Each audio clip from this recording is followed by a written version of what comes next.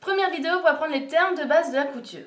Le plus simple pour pouvoir suivre mes vidéos, c'est de connaître les termes que j'utiliserai dans la plupart de mes vidéos. Logique. Mais pour que ce ne soit pas ennuyant, je me suis dit que j'allais vous apprendre ces termes en faisant la couture. Du coup, dans cette vidéo, nous allons faire un coussin avec le plus d'explications possible. C'est parti! Donc, commençons la leçon.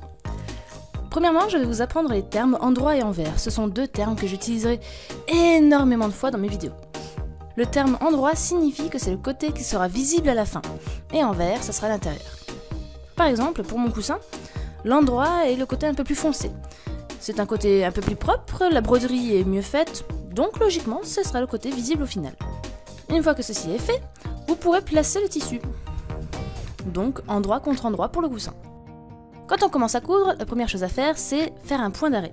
Un point d'arrêt, sur beaucoup de machines, on peut l'utiliser avec cette petite manette-là. C'est juste la machine qui fait un aller-retour pour pouvoir faire un effet nœud à cet endroit-là. Certaines machines, plus anciennes ou moins coûteuses, n'ont pas de petites manettes pour faire un point d'arrêt.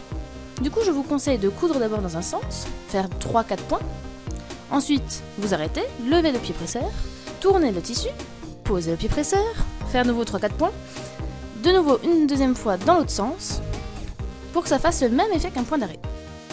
Pour ce coussin, c'est juste un carré, donc je n'ai pas précisé avant, mais il faut laisser des valeurs couture. Les valeurs couture, pour ceux qui se doutent un peu ce que ça veut dire, c'est qu'on va laisser une certaine valeur, en centimètres ou en millimètres, de couture pour l'objet. Ici, j'ai laissé 1 cm, ça suffit largement. Des fois, je laisserai moins, pour les arrondis par exemple, et des fois plus pour avoir une marge pour éventuelles modifications et autres. Puisque le coussin est un objet qu'on va retourner au final pour pouvoir le remplir et refermer, il faut laisser un écart d'ouverture. 5 cm, ça suffit largement. Une fois que vous avez fait tout le tour à part les 5 cm et que vous avez fait un point d'arrêt au début et à la fin, vous pouvez retourner l'objet. Nous, ce qu'on veut, c'est que notre coussin ait de belles pointes. Du coup, nous allons prendre un ciseau par exemple, vous pouvez prendre un stylo bien sûr avec le capuchon, le ciseau fermé pour pouvoir former les points. Maintenant nous passons au garnissage. Pour ce coussin qui est décoratif, j'ai pas besoin d'avoir un garnissage vraiment professionnel.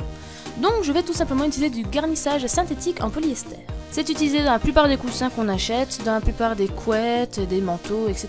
Mais il y en a d'autres, comme par exemple la ouate, qui est utilisée pour faire des petites épaisseurs dans les manteaux. Et dans le côté un peu plus naturel, il y a le crin et la laine. On peut aussi utiliser le plume de duvet, qui donne un coussin vraiment très moelleux, très doux, très agréable, mais très cher aussi. Il y a aussi de la mousse, souvent utilisée, et les billes de polyester, mais en général c'est plutôt utilisé pour les poufs. Une fois que c'est rempli, vous pouvez refermer. Alors vous avez le choix entre refermer à la main, de cette façon, on va à gauche, à droite, etc. C'est plus propre, si vous le faites correctement. Ou vous pouvez aussi utiliser une piqûre-nervure. Alors piqûre-nervure, c'est vous allez placer le tissu de façon à que ça fasse comme s'il était cousu, propre, et vous piquez le plus au bord possible. Ça peut être un peu compliqué au début, mais une fois que vous savez le faire et que vous voulez faire ça pour des coussins ou qu'il y aura une housse au-dessus, ou tout simplement le faire discrètement en bas, ça ira beaucoup plus vite si vous en faites plusieurs. Du coup, notre coussin là, il est fini. Tada! On a fini le coussin. Donc voilà, comme vous pouvez le voir, c'est très simple, c'est vraiment la base.